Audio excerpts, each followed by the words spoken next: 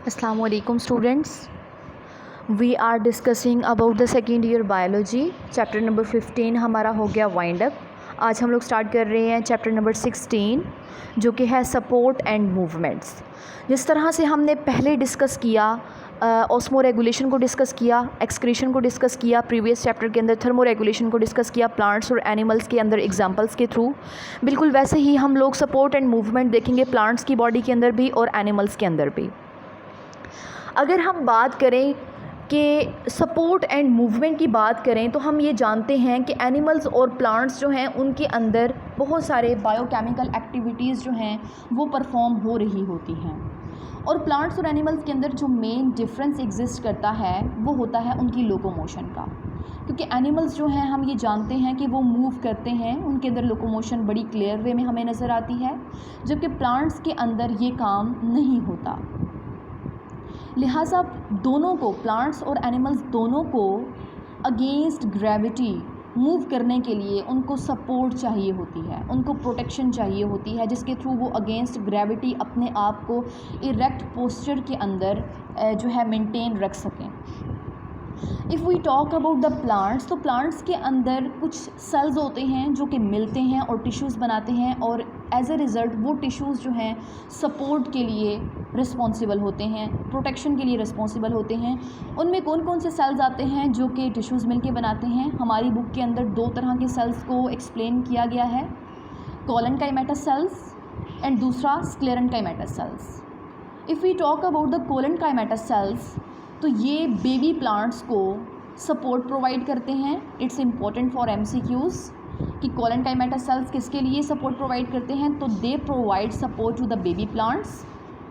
और sclerenchymatous sales जो होते हैं ये जितने भी अडल्ट प्लांट्स होते हैं उनके अंदर सपोर्ट प्रोवाइड करते हैं. जबकि एनिमल्स की अगर हम बात करें तो एनिमल्स को मूव करना है अगेंस्ट द ग्रेविटी, प्रॉपरली वो लोकोमोशन कर रहे होते हैं, तो इनके अंदर कुछ थोड़ा सा कॉम्प्लेक्स हम कहते हैं सिस्टम होता है. इनके अंदर मसल्स मौजूद होते हैं, इनके अंदर कार्टिलेज मौजूद होती है. क्या होती है इसको हम डिटेल में जैसे ही लेक्चर प्रोसीड ऑन होंगे इनको हम देखेंगे.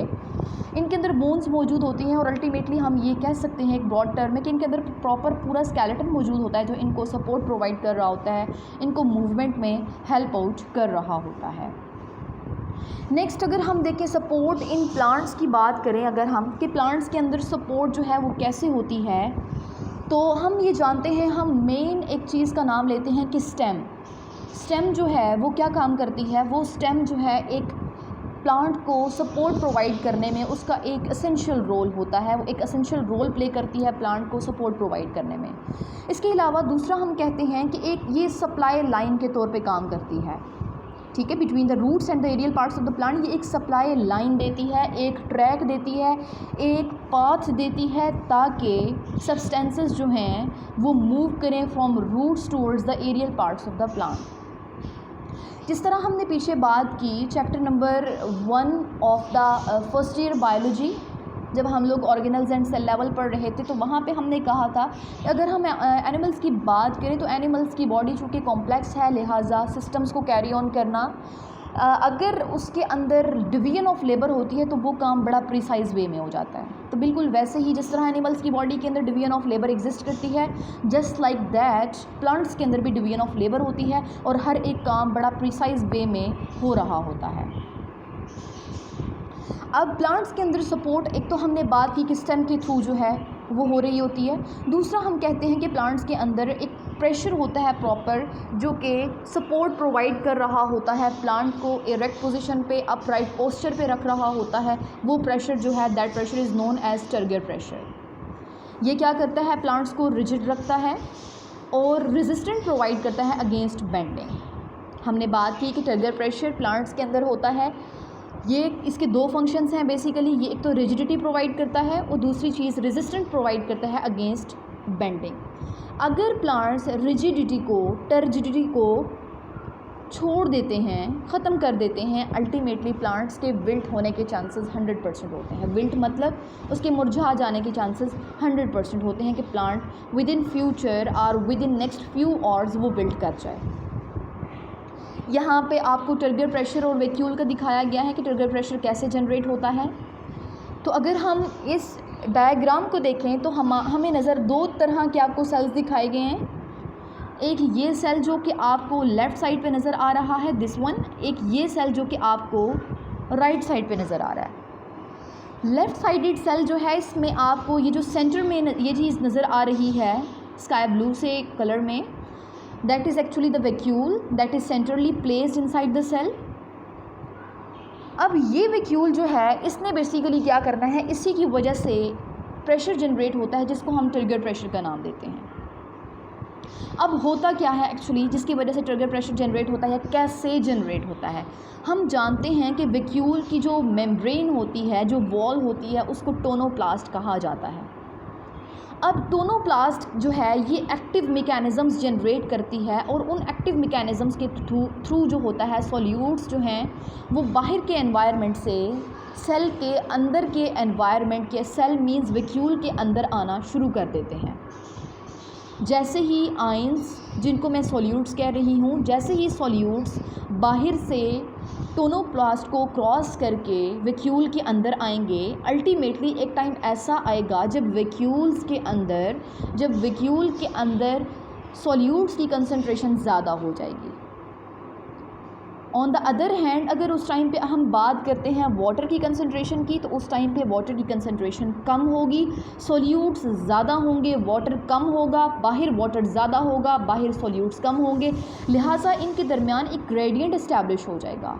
Water will move from higher concentration towards lower concentration. That means water will move from cytoplasm. By crossing the tonoplast, it will come into the vacuole. जब ये यहाँ पे आ जाएगा तो अल्टीमेटली वैक्यूल जो है वो पानी से भर जाएगा। अब इसके अंदर आयंस भी मौजूद हैं, अब इसके अंदर वाटर भी मौजूद है। टू सम एक्सटेंट इनके अंदर एक ये कह लें कि एक्विलिब्रियम एस्टैब्लिश हो जाता है। अब यही वाटर के मॉलिक्यूल्स जो हैं ये टोनोप्लास्ट पे प्रेशर एक्सर्ट करते हैं, उस प्रेशर को एक्चुअली हम ट्रिगर प्रेशर कहते हैं। अब जैसे ही ये ट्रिगर प्रेशर मेंटेन रहेगा, प्लांट जो है वो इरेक्ट रहेगा, टर्जिड रहेगा, विल्ट नहीं होगा। On the other hand, if we talk about this picture, this cell, यहाँ पे आपको वैक्यूल फ्लैसिड कंडीशन में नज़र आ रहा है।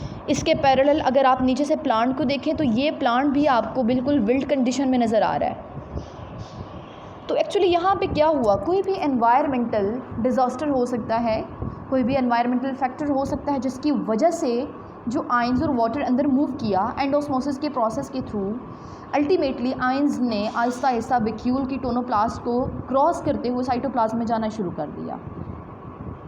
अब वो वैक्यूल को छोड़ रहा है, वैक्यूल को छोड़ते हुए वो साइटोप्लाज्म की तरफ आ रहे हैं, क्या चीज़, सॉल्यूट्स के मॉलिक्यूल। अब जैसे ही वो साइटोप्लाज्म के अंदर आएंगे, अल्टीमेटली एक टाइम ऐसा आएगा जब सॉल्यूट कंसंट्रेशन जो है साइटोप्लाज्म के अंदर ज़्यादा होना शुरू हो जाएगी, वैक्यूल के अंदर उस टाइम पे कम होगी और उस टाइम पे वैक्यूल के अंदर वाटर जो होगा वो ज़्यादा होगा।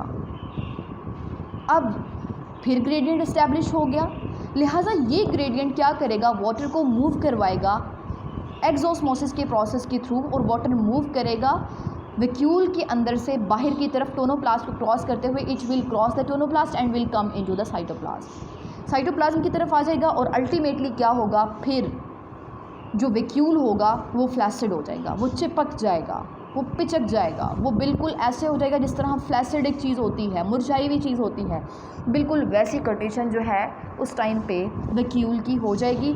और इस कंडीशन में जो प्लांट आपको नज़र आएगा वो भी विल्ट कंडीशन में नज़र आएगा, प्लांट जो है मुरझाया हुआ होगा। इसीलिए तो मोस्टली कहा जाता है कि जब समर सीज़न होता है तो उस सीज़न में मोस्टली प्लांट्स को पानी देते रहना चाहिए ताकि उसका वैक्यूल जो है वो फिल रहे वाटर से, अल्टीमेटली वैक्यूल फिल रहेगा, that means turgor pressure generate होगा और प्लांट आपको अपराइट पोजीशन पे नज़र आएंगे। With this we have finished our lecture. Thank you very much.